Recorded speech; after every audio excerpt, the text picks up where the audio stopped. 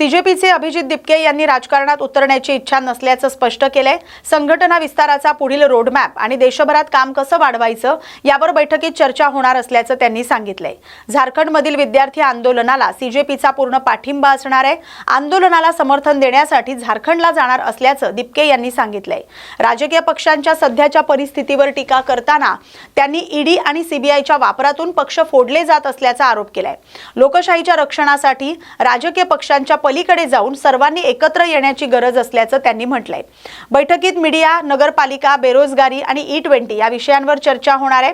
दरम्यान प्रकृती ठीक नसल्याने सोनम वांगचुक बैठकीला उपस्थित राहणार नाहीत। ते उद्या दुपारी 2 वाजता माध्यमांशी संवाद साधणार आहेत। अब हम देश भर में कैसे अपना संगठन बढ़ा सकते हैं, हर राज्य में कैसे अपना संगठन बना सकते हैं, उसके ऊपर चर्चा करेंगे और उसके ऊपर हम देखेंगे कि किस तरह आगे बढ़ाया जा सकता है। उसके साथ साथ आगे जाकर कॉकरोच जनता पार्टी का क्या रोड मैप हो सकता है, क्या होना चाहिए और उसके लिए क्या क्या कदम उठाने चाहिए, उसके ऊपर भी चर्चा करेंगे। हम एक तरीके से हमारा ये 2 दिन का जो कॉकरोच कॉन्क्लेव रहेगा वो हमारा एक फ्यूचर का रणनीति डिसाइड करेगा।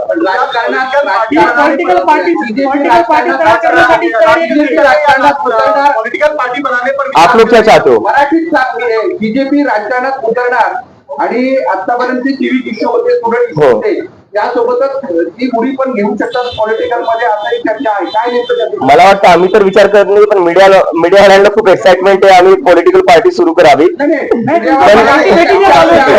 नहीं गम्मत करतो सर, एक्सपेक्टेशन है उसके लेकर ऑफकोर्स आपका क्या पॉलिटिकल जो है पार्टी बनाने पर विचार है? क्योंकि कई सारे ऐसे छात्र संगठन है या जो युवा है उनकी एक तरह से सोशल मीडिया पे ये मांग हो रही है कि आपको राजनीति में आना चाहिए या इस तरीके का एक पॉलिटिकल विकल्प देना चाहिए, तो क्या उसको लेकर आप लोग कंसिडर करेंगे पॉलिटिकल पार्टी बनने की? नहीं, देखिए इसमें 2 चीजें हैं। जैसे कि अभी क्या हो रखा है, चाहे पॉलिटिकल सिस्टम हो, चाहे जुडिशरी हो, चाहे मीडिया हो, चाहे इलेक्शन कमीशन हो, इन सभी इंस्टीट्यूशन से जनता का भरोसा उठ चुका है, पूरी तरह उठ चुका है।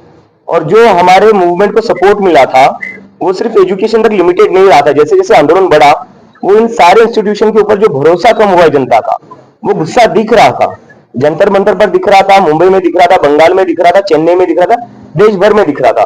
तो इसलिए हमें लगता है इन सारे इंस्टीट्यूशंस में अकाउंटेबिलिटी वापस लाने के लिए और कहीं ना कहीं इन इंस्टीट्यूशंस को वापस से न्यूट्रलिटी वापस लाने के लिए एक पब्लिक मूवमेंट की जरूरत है, पब्लिक प्रेशर की जरूरत है। और पॉलिटिकल पार्टी जो मुझे आज लगता है कि आज जो पॉलिटिकल सिस्टम का जो सिचुएशन है वो बहुत ही खराब है। सुबह लोग किसी को चुनते हैं, शाम को किसी और की सरकार बन जाती है। सुबह एमएलए एमपी हो एक पार्टी का चुनते हैं, शाम तक वो किसी और पार्टी में होता है। और जब वो ना हो तो वो डिलीट हो जाते हैं, और अगर वो भी ना हो तो क्या हो जाता है, अपना जितना भी पार्टी है उसको तोड़ा जाता है ईडी सीबीआई भेजकर। तो ऐसे सिचुएशन में जनता जो है वो त्रस्त हो चुकी है इन सारी चीजों से। इसलिए हमारी पब्लिक मूवमेंट को इसलिए सपोर्ट मिला क्योंकि सारे लोगों ने अपनी आइडियोलॉजीज के ऊपर उठकर, पॉलिटिकल पार्टीज के ऊपर उठकर एक साथ आए। इस काँग्रेसकडून करण्यात आलेल्या गुंगी गुडिया वक्तव्यावर मंत्री आशिष शेलार यांनी नाराजी व्यक्त केली आहे। या शब्दप्रयोगामुळे महाराष्ट्रातील माता भगिनींच्या भावना दुखावल्याचं त्यांनी म्हटलंय। पीओपी मूर्तीच्या मुद्द्यावर बोलताना शेलार यांनी सांगितलंय की हे प्रकरण मुंबई उच्च न्यायालयात प्रलंबित असून सरकारची भूमिका पर्यावरणपूरक सण साजरे करण्याची आहे। जल प्रदूषण टाळत परंपरा कायम राखण्याचा सरकारचा प्रयत्न असल्याचं त्यांनी स्पष्ट केलंय। मुंबई महापौर बंगल्याच्या खर्चावरून आदित्य ठाकरे यांच्या टीकेला उत्तर देताना त्यांनी मातोश्री परिसरातील कामावरील खर्चाचा हिशोब देण्याचं आवाहन केलंय। सिद्धिविनायक मंदिर प्रकरणात उपमुख्यमंत्र्यांनी घेतलेला ऑडिट आणि चौकशीचा निर्णय योग्य असल्याचं त्यांनी सांगितलंय। झाडीपट्टी लोककलेबाबत बोलताना शेलार यांनी या कलावंतांसाठी प्रत्येक प्रयोगाला 50,000 रुपयांचं सरकारी अनुदान देण्याचा निर्णय घेतल्याची माहिती दिली। काँग्रेसच्या स्थितीवर टीका करत राहुल गांधी यांनी आत्मपरीक्षण करण्याचा सल्ला दिलाय।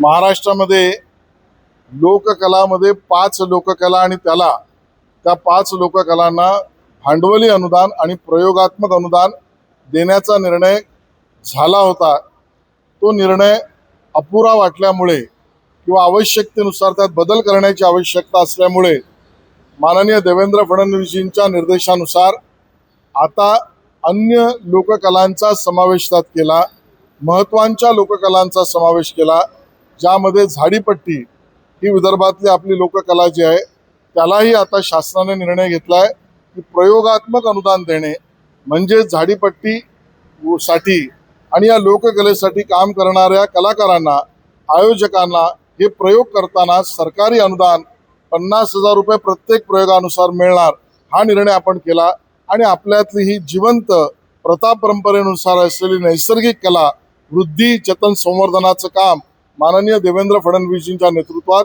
सांस्कृतिक विभागाने केलेलं आहे। शेलार जी, कल जो इलेक्शन के रिजल्ट आए हैं उसको लेके राहुल गांधी ने बयान दिया है कि अब लोगों को खोखलेबाजी और नफरत भरा प्रचार स्वीकार नहीं है। देखिए, कांग्रेस की हालत जो खस्ता हुई है उसका पहला आत्मचिंतन राहुल गांधी करे। वो पहले वो तय करे कि यहाँ पर इंडिया अलायंस की स्थिति क्या रही है। कांग्रेस के अध्यक्ष और नेता राहुल गांधी जी से सवाल है, आप अगर चुनावी परिणामों की चर्चा कर रहे हैं तो आप इसका जवाब दीजिए। बिहार में एनडीए अलायंस के वोट कितने कम हुए और उनका डिपॉजिट बचते बचते रहा कि नहीं रहा, उसका सवाल कांग्रेस के नेता पहले दे, फिर दूसरे को सवाल पूछे।